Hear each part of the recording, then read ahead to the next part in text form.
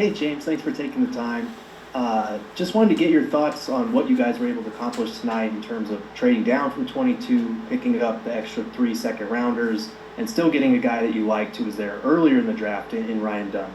I thought tonight was a good night for us. We came into the game, to the draft with a couple of objectives. We wanted to get more athletic, defensively on the perimeter. We wanted to add some size and some youth. And I thought that we were able to do two things tonight: get the player that we wanted, move him back, and pick up other assets and capital for the future to continue to allow us to have more resources to build the team for the long term. Next up is Kellen Olson with Arizona Sports, followed by Brendan Bow. Hey James, good to be speaking with you tonight. I was curious with Dunn specifically with the numbers for him shooting at Virginia. I was wondering during the workout process what you guys saw to have some faith in him as a shooter long term, because as we know, the defensive potential for him is pretty large. No, he's improving, and what he was asked to do at Virginia was to defend, and he relied on his athleticism. The shooting isn't where he wanted it to be, or where we think it will be in a few years. But he's an impactful player, and great players find a way to impact the game, not just with the offensive box score. And so I'm confident with our staff, with Bud, our coaches, that will allow him, or he'll be primed to improve as a shooter. And if he can do that and do it quickly, I think we found a gem. Next up is Brendan Bow with Burn City Sports.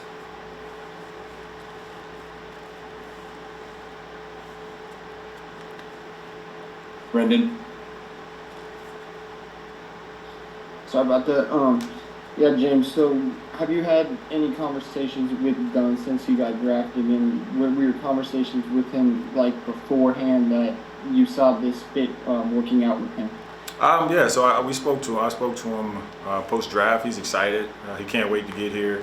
I know how badly he wanted to be here in Phoenix. We had some time during the draft process when he worked out for us to sit and talk for 30 minutes just about his journey as a player and what he needed to do to be effective on this level. And I think it goes without saying, if you ask his coaches, his opponents, the kid's a tireless worker. And I'm fairly confident with this team, with the players that we have, the coaching staff, that it'll be a great fit for him. And he saw that fit, and most importantly, he was adamant. Like his desire is to become an elite defender in this league first and foremost, and that's something that I think we can really benefit from. Next up is Dwayne Rankin with the Arizona Republic.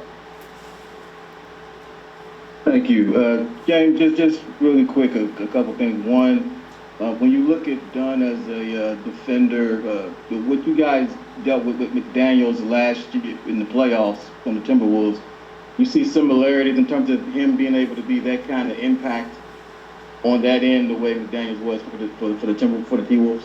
No, I mean, he's different. I think Okay. you have to give Jalen McDaniels. You have to give McDaniels credit. He's about 6'9", a crazy, tenacious defender who's had an opportunity to really grow. But I see a ton of potential in Ryan. I think for him, he's a little bit shorter, and I think that'll allow him to navigate screens a lot better as a younger player. But if that's where he progresses to, that's the goal for us, to have an elite lockdown defender, at least someone that can take the challenge every day and make it extremely difficult on the opponent's best scorer.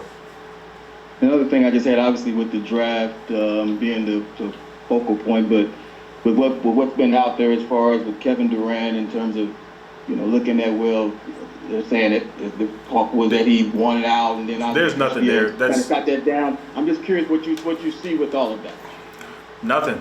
I mean, it's the question, it's the topic of discussion, it's the stuff that gets clicks and that everyone wants to talk about.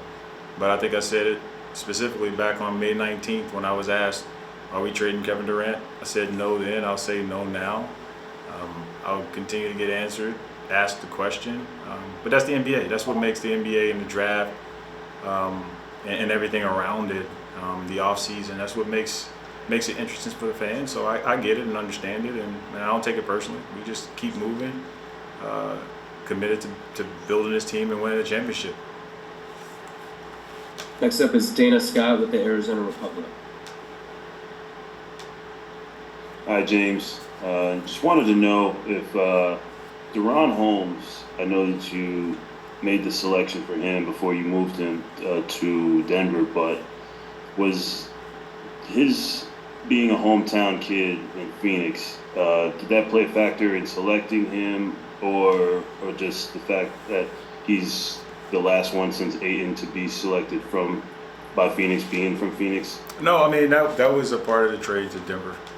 Just so you know how it works is if once you agree to a trade on draft night, you draft for the other team, and they tell you who they want. And Denver was high on Deron, and they thought that he wouldn't be there, so we were able to make a trade that allowed them to get the player that they wanted, and allowed us to move back and still get the player that we wanted. We got time for two more. We go to Kellen Olson with Arizona Sports. Hey James, just wanted to follow up on Ryan's versatility again, just with what he's able to do on offense and defense. And offensively, is this the guy that you anticipate using as a screener a little bit with what he can do at his size? And then defensively, I imagine you anticipate he can defend guards, like the positional versatility range. Yeah, I think you'll see once we get into the season. I think he'll do a lot of that. I mean, I think it's the versatility, one, that he provides, but then two, the versatility of our offense. I think you'll see we want all of our guys to be screeners.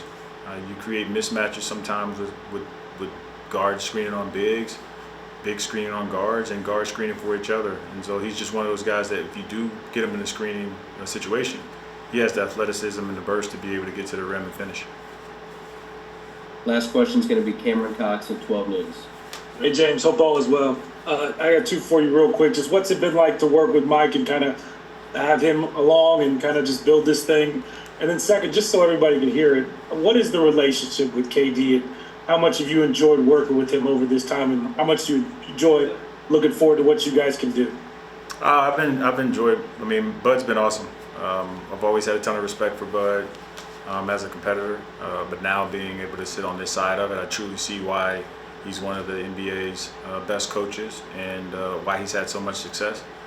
He loves it. He loves everything about it, and he loves his guys. And so the passion that he has for you can't fake it. And then with KD, it's all love. It's all good. Like having a chance to work with one of the all-time greatest players, and the success that we'll have going forward, is what you live for. It's what you embrace and what you want. So, like I said, really excited about the team that we're building, upstairs, downstairs, and everywhere in between, and just looking forward to the season. All right, thank you, James. Thanks, guys.